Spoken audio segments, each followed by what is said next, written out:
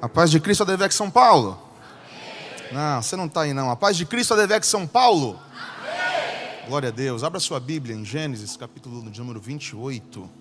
Gênesis, capítulo de número 28. É um privilégio poder servir a igreja, privilégio poder pregar para a igreja. Independente da função, sempre estar aqui é um privilégio, é uma honra servir. E eu sei que já virou um cacuete meu, mas é uma realidade. Bênçãos e oportunidades passam por pessoas. Então, meu muito obrigado ao pastor dessa casa, o nosso pastor, pastor Henrique, os demais pastores. Que Deus em Cristo possa abençoá-los. Quem achou, diga amém. Amém.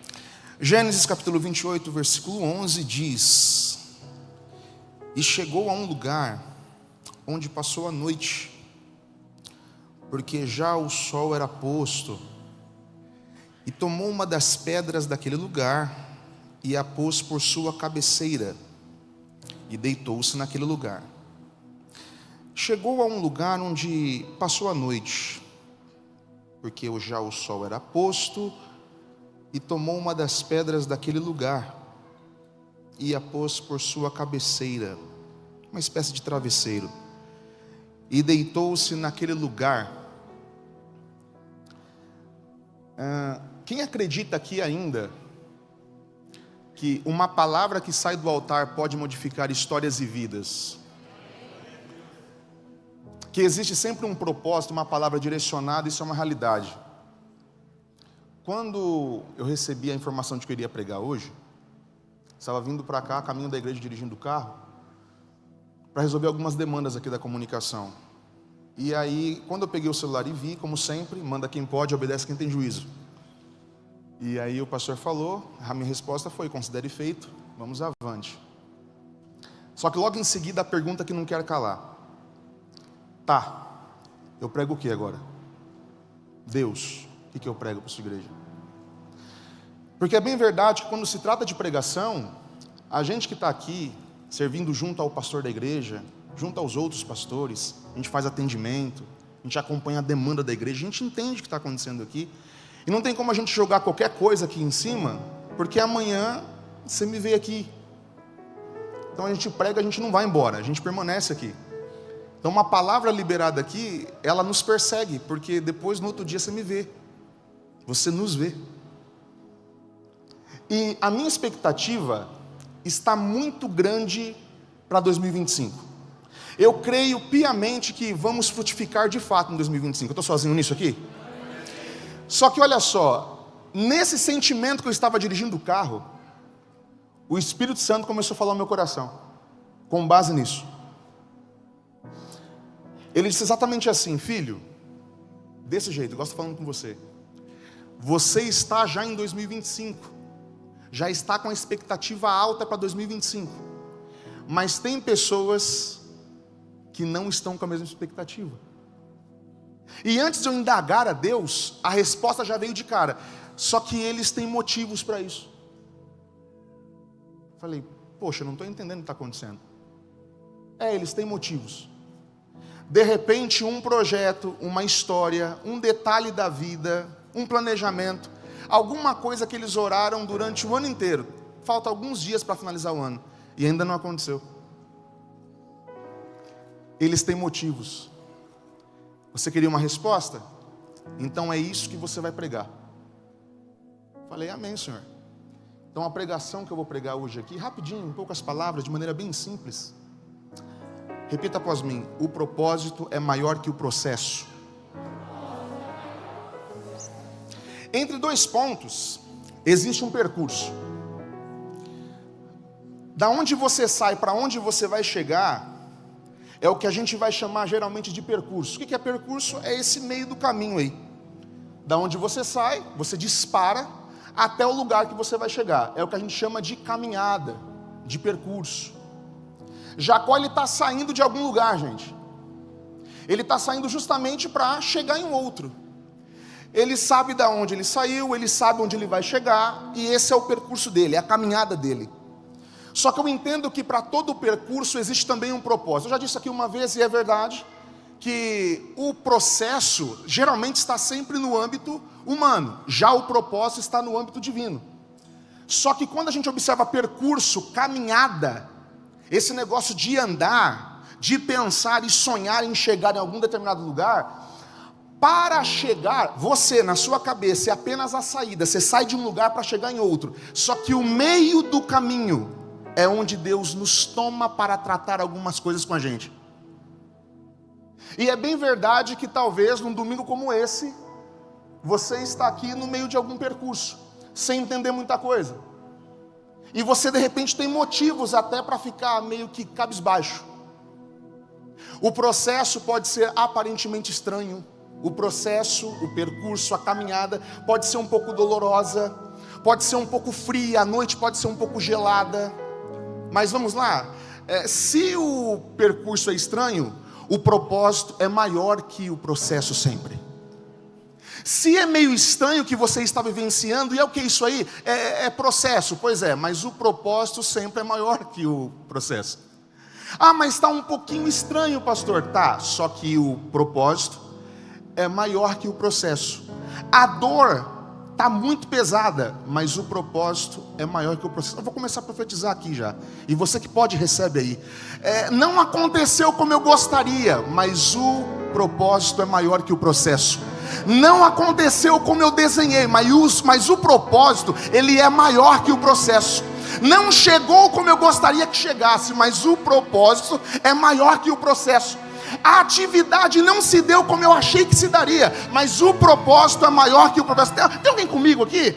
Entende isso aqui em nome de Jesus. Deus, ele não se arrependeu quando te escolheu, quando fez a promessa, quando bateu lá na sua casa, disse que era você. Poderia ser qualquer outro, mas ele falou, vai ser ela, vai ser ele. Não, gente, vai ser ela, vai ser ele. Eu entendi uma ideia, eu estou com ele no processo, porque o processo é uma formação para aquilo que Deus ainda tem contigo. Estamos em 2024, mas quem disse que Deus não está no controle?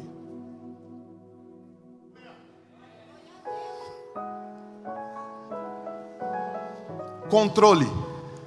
O que é controle? Você, quando sai de um lugar e chega em outro, entenda que você tem um primeiro passo a realizar: pegar o controle e entregar na mão de Deus. Quando você entrega o controle na mão de Deus, sabe o que você está fazendo? Não sou eu mais quem controla a minha vida, agora é o Senhor. Não sou eu mais quem toma as decisões aqui, agora é o Senhor. Não sou eu quem realizo mais aqui, mas agora é o Senhor. Não sou eu quem escolho, mas agora é o Senhor.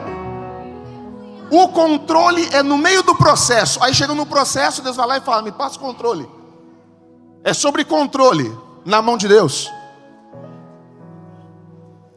Repita após mim, rendição. É mais uma coisa, tu fica rendido pelo caminho que tu está.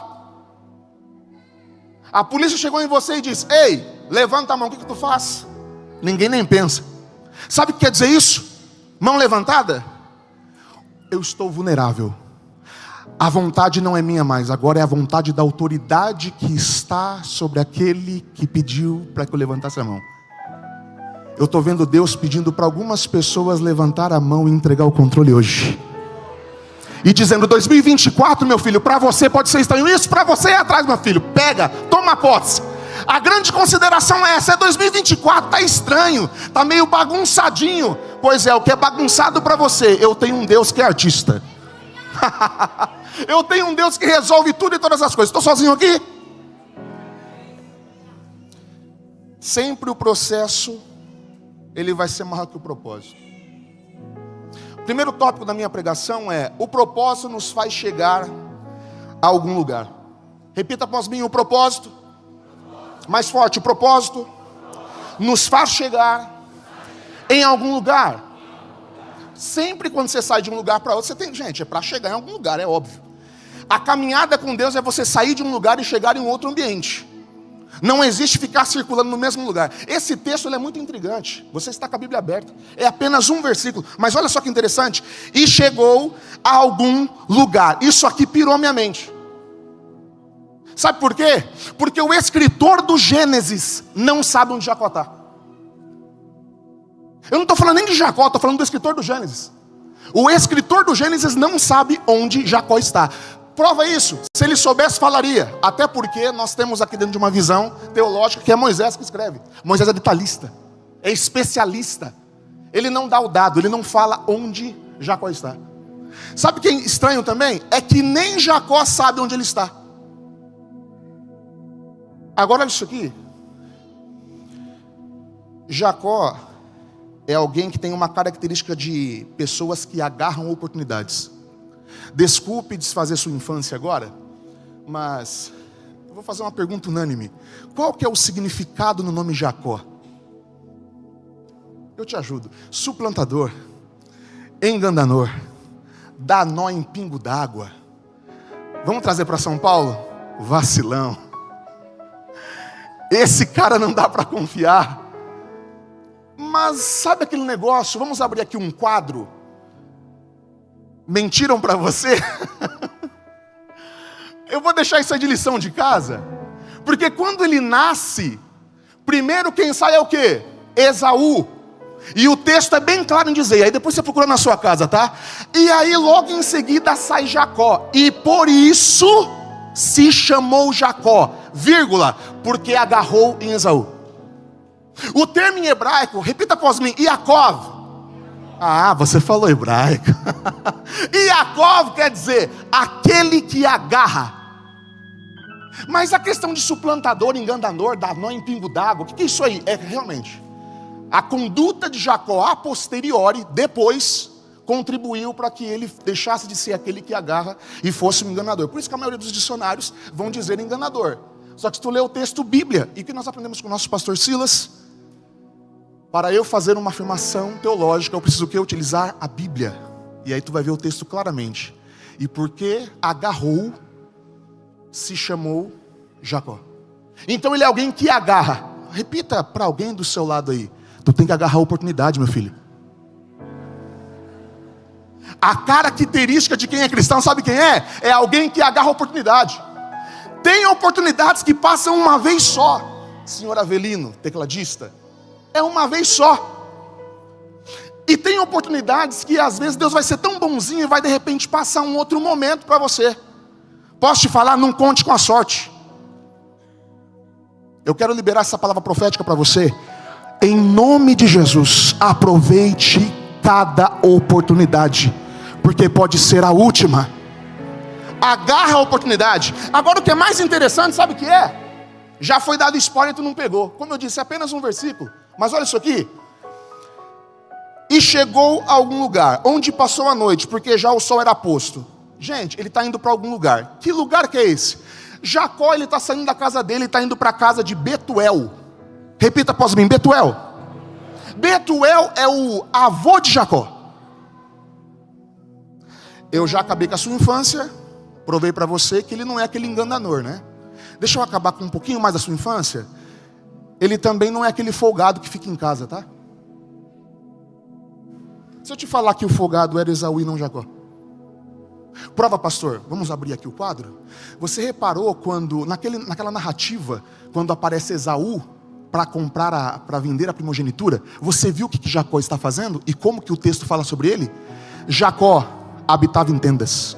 Não é tenda no singular, é tendas no plural. Acompanhe o raciocínio, e eu não estou sozinho nisso. Milton Schantz, teólogo, vai mencionar essa pesquisa. Olha só, Abraão era muito rico, Isaac era muito rico, só agora ele está velho. Quem que é o gerente dos pastores de ovelhas? Aprendizado. Toda vez quando você pegar um texto antigo e aparecer lá, aquele que habitava em tendas, quer dizer que ele é gerente do quê? Gerente de pastores de ovelha. O cara tinha responsabilidade, o cara trabalhava. Diga para a pessoa do seu lado, vai ter que suar, meu filho. Você primeiro é aquele que agarra, segundo é aquele que soa a camisa. 2025 está vindo aí. Você é aquele que vai conquistar em 2025 ou aquele que vai ser passado para trás? Existe ministério te esperando, meu filho. Vai lá e conquista.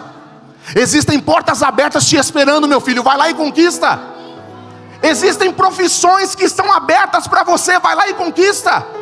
Se é para levantar cedo, levante cedo. Se é para ler um pouquinho mais, leia um pouquinho mais. Se é para ouvir algum podcast, ouça. Mas pelo amor de Jesus Cristo, faça alguma coisa. Agarre e vai conquistar. Se é para Jesus, pode ser mais forte. Estamos no processo. Processo é formação. E aqui é o que me chama a atenção: resistência. Porque Jacó, ele está indo para Betuel. Betuel é seu avô. E o que quer dizer Betuel? Casa de Deus. Ele sabe de onde ele está saindo, ele sabe quem ele é, ele sabe o que ele vai fazer, e ele sabe para onde ele vai chegar: na casa de Deus. Existem respostas que tu não vai achar em qualquer outro lugar, tu vai achar só na casa de Deus. Vou te provar. Traga à sua memória cultos que nem você queria estar aqui. Lembra disso? Ah, mas hoje eu não estou com vontade de cultuar. Tu entrou numa noite como essa, e aí do nada o louvor começou a mexer com você. Do nada, uma palavra de ministração de oferta tocou a sua alma. Por fim, uma palavra do altar começou a movimentar aquilo que está dentro de você. E aí chegou na segunda-feira, tu falou: não é que era para mim estar lá, não era para eu estar lá, não era para eu estar lá absorvendo aquilo que o Pai queria para mim. Porque a casa de Deus ainda é o lugar mais seguro do mundo. Repita após mim: casa de Deus. Gente, a casa de Deus ainda é o lugar mais seguro para você. Quando a tristeza bater, tu não querer levantar da cama para estar aqui, faça um esforço. Quem é bom em desculpa não é bom em mais nada. Repita isso após mim. Eu não vou dizer para você falar para a pessoa do lado, para não soar ofensivo, mas repita após mim: seja mais forte que a sua melhor desculpa.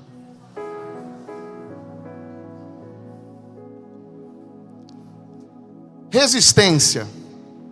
O meu segundo tópico é: o propósito nos ensina que a ausência de luz é um indicativo de pausa. Dá para repetir isso? Vamos lá? O propósito nos ensina que a ausência de luz é um indicativo de pausa. Existem os crentes comuns, mas existem os crentes Jacó. É outro nível de crente. O texto ele é simples, mas ele deixa bem claro isso aqui. Quando não tem mais sol, o que ele faz? Ele para. Porque ele entende que sem iluminação não faz sentido eu prosseguir. Mas qual a implicação para a minha vida hoje isso aqui, pastor? Simples. Malaquias capítulo 4, versículo 2. Jesus ele é representado lá como o sol da justiça. Então quer dizer que, como que eu faço para parar? Eu paro todas as vezes que eu não tenho a companhia de Jesus. Todas as vezes que você seguir algum caminho, vai uma palavra para você: voe, ande, corra, faz o que tu quiser, mas desde que haja Jesus no seu caminho. Convida ele e fala: eu vou, mas se tu ir comigo o negócio fica diferente. Prova na Bíblia, sim, Moisés está lá com o coração daquele jeito: vamos avante, top. Só que aí Deus chega nele e fala: vou te colocar anjo. Meu Deus, muito obrigado. Eu acredito em anjos, é maravilhoso ter anjos, mas se a tua presença não for comigo, nós não arredaremos daqui. Lidere, mas com a presença do Pai. Trabalhe, mas com a presença do Pai. Tome decisões, mas com a presença do Pai. Seja criativo, mas com a presença do Pai. Trabalhe com intensidade, com vigor. Se doe na igreja, mas com a presença do Pai. Discipule, mas com a presença do Pai. Caminhe com Deus, sempre com a presença do Pai. Precisa de mais base bíblica? Sim, Salmo. O Salmo 119, o verso 105. Lâmpada para os meus pés e luz para o meu caminho. Tu pegou o segredo? Lâmpada, momentâneo. Eu parado, estou acompanhado com o Pai, porque Ele é luz na minha vida. Caminho, você caminha para ficar no mesmo lugar? Então, ou seja, o seu futuro já está guardado com a luz de Cristo. Se você está alinhado com a visão do que é reino, do que é céu, entenda isso. Uma igreja solidificada em Cristo Jesus tem que entender que precisa caminhar na palavra. Billy Graham já tinha dito isso, é uma realidade. O jornal vai sair amanhã, mas ele já falou, a Bíblia é mais atual. A gente está aqui em 2024, não dá para falar de jornal. Dá para falar do que? TikTok, Instagram, a caixinha lá nos stories. A gente faz caixinha, né, pastor? A caixinha do pastor é maravilhosa. Vou te falar uma coisa, é top isso, também faço. Mas é uma palavra para você? Tu já sabe aquele influencer que vai lançar lá o vídeo no horário certo. Só que existe uma palavra sendo liberada hoje para você que é mais atual do vídeo que ele vai lançar. Existe uma palavra sendo colocada aqui mais atual do que aquele vídeo novo no YouTube, que ainda vai entrar. Aquela pregação daquele influencer, daquele cara top que tu acha incrível. Pois é, antes de chegar lá, existe uma palavra sendo liberada aqui, já mudando a sua história, trabalhando o seu futuro, controlando a sua realidade. Um dia perguntaram para um grande pregador: pregador, o que é mais importante? Oração ou palavra? Oração ou a Bíblia? Ele pensou e então respondeu: posso te fazer uma outra pergunta? A pessoa disse sim, claro. O que é mais importante para um pássaro? A asa esquerda ou a asa direita? O que é mais importante para um avião? A parte esquerda ou direita da asa? Quem está solidificado com a palavra e oração não corre risco de cair, de tropeçar, tomar decisões precipitadas. As complexibilidades da vida no ano de 2024 não pode te aforrentar, porque tu tem palavra, tu tem oração, tu tem palavra. Ei, palavra e oração, meu amigo. Qual que é a regra então, pastor? Repita após mim: orar com vontade. Repita após mim: orar sem vontade. Repita após mim: orar até ter vontade. Qual é a regra para a leitura bíblica? Repita após mim: ler a Bíblia com vontade. Ler a Bíblia sem vontade. Ler a Bíblia até ter vontade. Somos a igreja da palavra. A palavra ainda tem direção. A palavra ainda tem caminho. A palavra ainda tem direcionamento. E sim, ela é mais atual. Ande, corra, voe, mas desde que tenha a claridade no seu caminho. Essa palavra, essa oração é a claridade que você precisa. Essa parte da noite me chama a atenção porque de repente alguém aqui entrou hoje com as suas noites. E eu estou sendo metafórico, mas você está me entendendo. Tu já pensou nas noites que tu atravessou?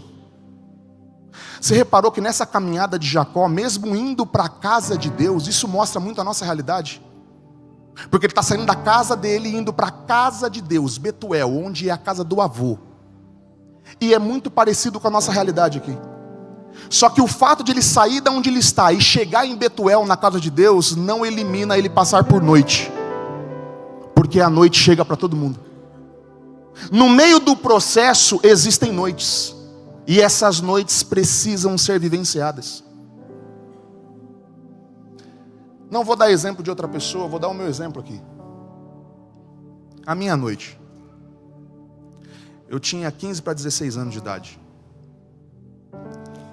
Trabalhava com música, morava num estúdio de um DJ famoso, não vou citar o nome por ética.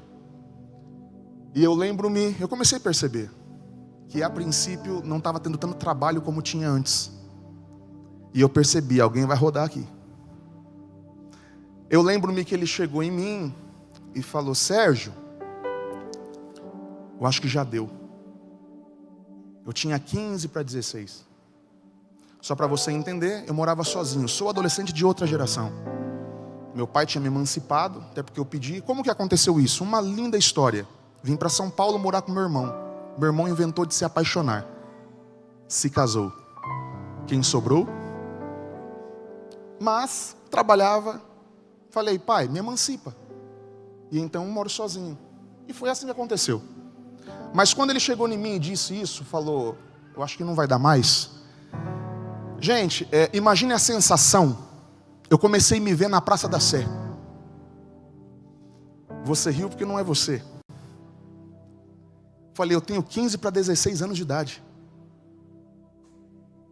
Aí eu falei: meu amigo, quando tu quer que eu saia? Ele: na verdade é meio que para ontem.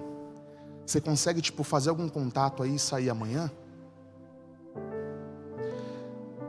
Um dia antes, estava na casa do meu avô, que também era pastor, e eu tinha pedido uma palavra para ele. Eu nunca vou esquecer essa palavra. Foi Daniel capítulo 12, versículo 13. O último capítulo de Daniel, o último versículo.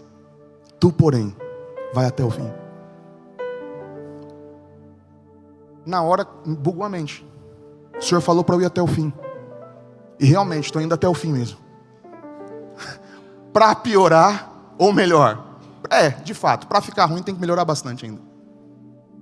Tá. E então eu entrei na minha noite. Talvez é alguma noite sua, que você já tem vivenciado há um tempo. Processo. Naquela noite, eu não sei se você se lembra, eu peguei um pouco dessa geração, quando a gente estava na mesa e de repente desrespeitava o pai e a mãe, e o tapa vinha com força, e você era obrigado a comer depois com a lágrima descendo, e você meio que engolir com saliva e tudo. Foi aquela sensação que eu tive. Hoje, só de pensar nessa narrativa que eu estou fazendo para você, eu consigo sentir o gosto amargo no final da garganta. Como se eu estivesse vivenciando hoje. A minha noite. Lágrima descendo lentamente, devagar. Muito quente. A minha noite. E eu lembro-me que eu estava deitado em um sofá, um quarto pequeno, uma TV pequena, e do lado uma bolsa com as minhas roupas. Um menino, de 15 a 16 anos. E então eu comecei a indagar a Deus. Lembra daquele discurso? Poderia estar roubando, matando. Começou assim. Mas começou a se intensificar. Falei: Deus, eu vivi histórias com meu pai. Histórias com a minha mãe. Eu vi milagre na minha casa. Aqui, e comecei a falar, aqui nesse estúdio, vem gente gravar músicas horrendas. E sabe o que eu faço? Eu entro dentro desse quarto aqui e eu oro por eles. Porque é o princípio que eu aprendi. Eu tenho 15 para 16 anos, eu mereço isso, Deus? Sabe Jó? Foi tipo isso. E Deus, pastor? Porque na hora do processo, Deus silencia. Mas não é porque o professor está em silêncio que ele não está te avaliando. E eu continuei. E aquilo ali começou a me apertar. Do nada houve um silêncio. Como esse. E então eu comecei a ouvir Deus falando comigo. Filho, você vai precisar tolerar pessoas. Filho, eu fiz a promessa. Você vai precisar ser treinado. Filho, você vai precisar lidar com traição. Filho, você vai precisar lidar com uma voz ou um sorriso que não te agrada. Filho, esse filho foi uma madrugada inteira. Eu lembro-me que na TV passava aqueles programas evangélicos da madrugada, aqueles do copo, entendedores entenderão. e eu pensava, aquilo ali não mexia comigo. Eu falava, o Senhor existe? E Deus começou a mexer comigo. Aquela madrugada parecia que tinha 1000 horas. E então chegou de manhã, sem eu dormir. De manhã, na porta do quarto, eu falei, por favor, era o dono do estúdio. Ele, você já está atrasado. O que eu pensei? Está me expulsando. Eu falei, já estou saindo. Não, é que tem os seus amigos lá na frente. Amigos? E então eu saí e abri a porta. Fui na frente do estúdio. Cheguei lá, tinha um casal de amigos. Sérgio, preciso falar com você urgente. Pode falar.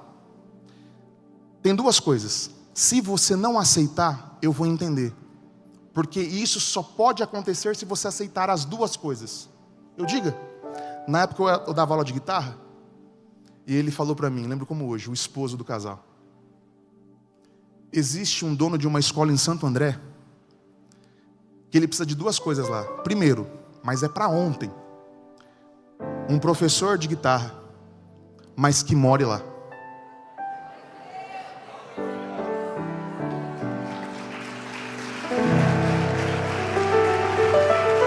Eu não tinha fala.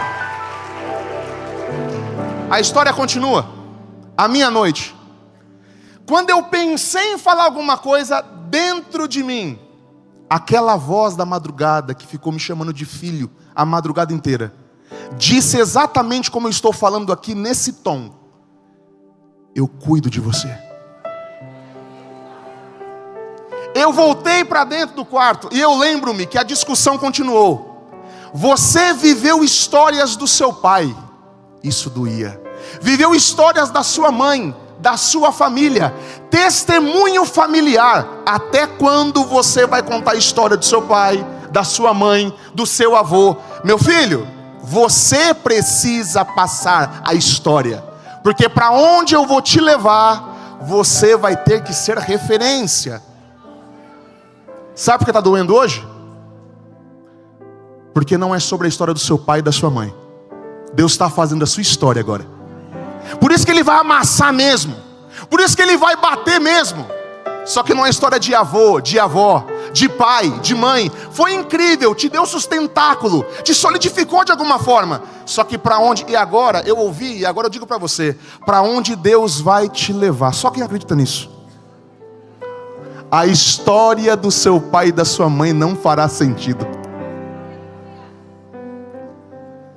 Fui para a escola, conheci meu quartinho, levei minha guitarra, coloquei minhas coisas lá. Adivinha a preocupação? Você sabe que eu estou um pouco fora de forma. O que é a preocupação de um gordinho? Comida? Falei, Senhor, ok, o Senhor já fez o trabalho, mas o salário só vem no outro mês, né? Eu vou começar a trabalhar agora. Gente, eu estava tão ruim que eu não vou dizer que eu não tinha dinheiro na carteira. Eu não tinha nem carteira. Tu ri porque não é você.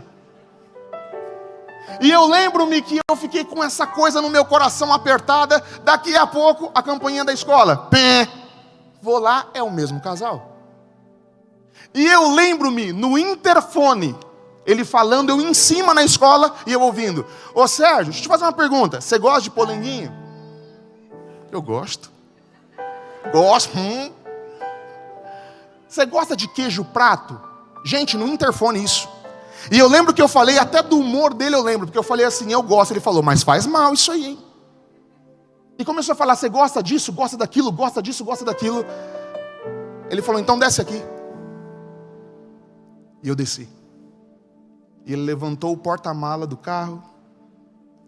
Falou, isso aqui é para você. O Espírito Santo no meu coração disse, aquele que começou a boa obra, Ele também termina. Eu não sou Deus de metades. Eu não sou Deus de mais ou menos. Se você veio nessa noite para receber essa palavra, lembre-se, Deus Ele começa, mas também termina. O Deus que começa é responsável por finalização.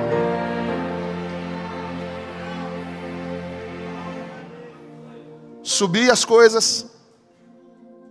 Já estava me sentindo, pastor Igor. Agora eu tenho a minha história. Posso falar? Eu já me via contando isso aqui. Um dia eu vou contar. Aliás, é corte. É a primeira igreja que eu conto isso. O que acontece? Lembro-me que subi e quando o casal me acompanhou, eu fiz minha última pergunta para eles. Por que vocês estão fazendo isso? E a fala que sempre me emociona quando eu lembro, foi a resposta que eles deram naquele dia. Eles olharam para mim e disseram: porque o papai do céu pediu para te entregar. Talvez não seja para todos aqui, mas para você que necessita dessa palavra, o papai do céu está pedindo para te falar que ele cuida. Está doloroso, mas o papai do céu está cuidando. Está machucando, mas o papai do céu está cuidando. Está estranho, mas o papai do céu está cuidando.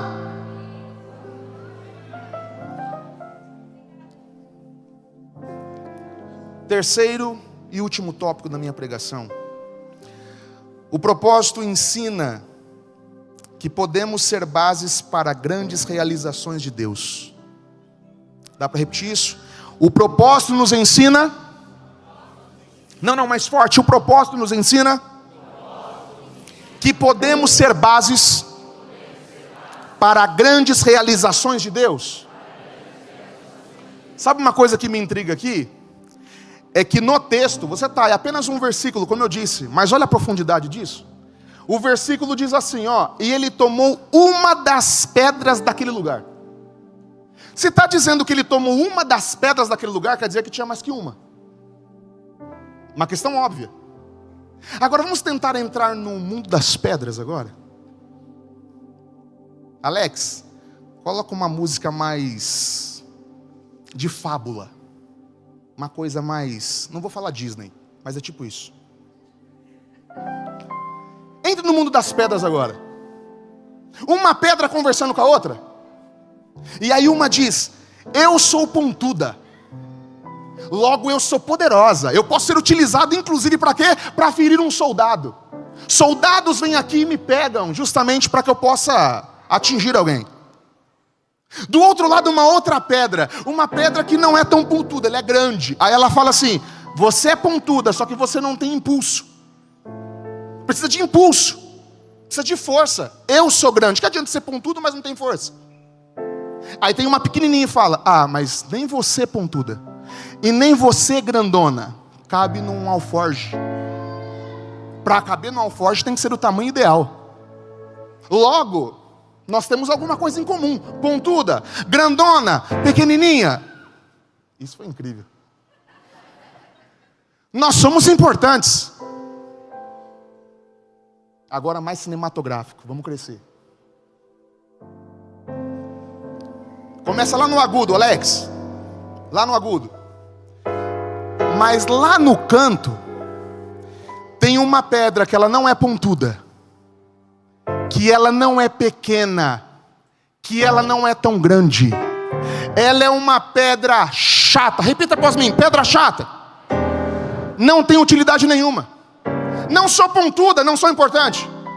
Não sou pequenininha, não sou importante. Não sou grande demais, não consigo esmagar ninguém, não sou importante. Eu sou uma pedra chata. Aí vem Jacó. Preciso dormir. Preciso sonhar. Eu sou aquele que vai ser Israel. Deus vai me dar um sonho. E onde esse sonho tem que estar repousado? A pontuda não serve. Alguém está entendendo? A pequenininha não serve. A grandona não serve, desconfortável. Mas a chata, que ninguém dá valor, que todo mundo despreza, soldados não querem, reis não querem, ninguém olha para essa pedra. É ela mesmo que eu vou utilizar. Pastor, quem que eu sou? Pode chamar? Agora vamos lá, eu ganhei seu coração. Olha para a pessoa do seu lado e diga: você é uma pedra chata. Só que aquele que trabalha com pedra, trabalha com rocha, te pegou nessa noite. E está dizendo para você, você pode ser uma pedra chata, filho. Só que você vai ser base para grandes transformações de Deus aqui na terra. Pessoas vão sonhar por estar encostadas em você. Dá para glorificar isso aí? Pessoas vão dar outro salto por estar associado a você. Ministério de pessoas vão pegar força por estar junto a você. Tu pode ser chato, pode ser desprezado, pode ser estranho, meio estranhinho, pode sofrer até bullying, mas Deus vai pegar esse bullying, converter em alegria, levar para um outro patamar, uma outra realidade. Vai, pedra chata! Eu sou pedra chata. Tem alguém aqui? Tem mais pedra chata aqui? Tem pedra chata aí? Se coloque de pé.